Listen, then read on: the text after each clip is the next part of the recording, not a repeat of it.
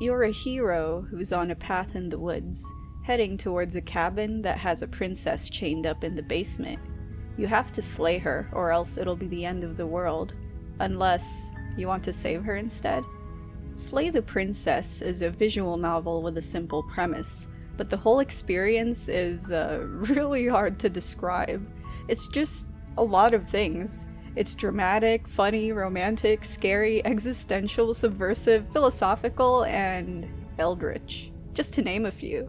Yeah, the whole game is a wild ride with different paths and themes.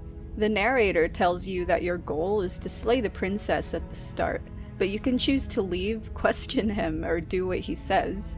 The game seems like it has an unreliable narrator, but at the same time, the princess herself is kinda off. You can just do what you're told and slay her. Heck, you can even sit down and get to know her. But depending on what you do and say, she might remain a damsel in distress, or, well, let's just say it gets horrific real fast. What surprised me when I started playing the game was how many dialogue choices there were. Like, I didn't even meet the princess yet, and I could spend like 10 minutes questioning the narrator and avoiding the cabin. It didn't end there either.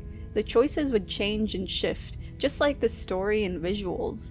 You would either get blocks of text with dozens of choices, or very limited options. It worked really well, especially with destiny and choice being a massive part of the game's story. Like I mentioned the narrator and the princess, but I find the hero of Slay the Princess just as interesting. He'll literally have multiple sides to him, depending on what choices you make. He'll have voices in his head that would question his actions or encourage him. Combined with the narrator, it's like having intrusive thoughts that judge him and even scramble his decisions. It made the story funny at times, even when things were getting creepier. The graphics of the game aren't something that I'm used to seeing in a visual novel. It has a sketchy, storybook art style that felt almost unfinished at times, but after playing through different routes, I realized that the visuals are perfect for the whole thing. The style can be deconstructed and molded to fit the various paths that the story can get into. The only other color that you'll see is red, and when it does appear, it looks striking, making the haunting parts of the game stand out even more. The visuals, combined with the writing and fully voice-acted scenes, made the whole experience feel complete. Oh, and the game's writing can get very descriptive and vivid, so the psychological and creepy parts of the story feel 10 times more intense. Like on top of some horrific situation, the narrator would be describing a gory scene with so much detail that involves flesh and bone.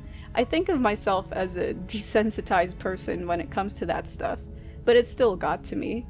Overall, Slay the Princess is an amazing visual novel. The only issue I have about the game is that it can be a little tricky to discover different outcomes to one route without a guide. So trying to get to a specific point in the game is tricky because of the sheer amount of choices and repetition. But it was still a great experience overall. It took me over 3 hours to complete the game with one ending, but I've been playing even more of it to check out different routes and choices. I highly recommend the game if you want a visual novel that really makes use of what the medium has to offer. You can slay the princess and end it there, but if you decide to complicate things, you're in for a crazy experience that can interfere with time and destiny itself. Let me know what you thought about the video, and thank you to my patrons at Patreon for supporting my channel. Happy New Year, everyone! Assuming you're watching this at the end of 2023 too. If not, then hi, thanks for sticking around.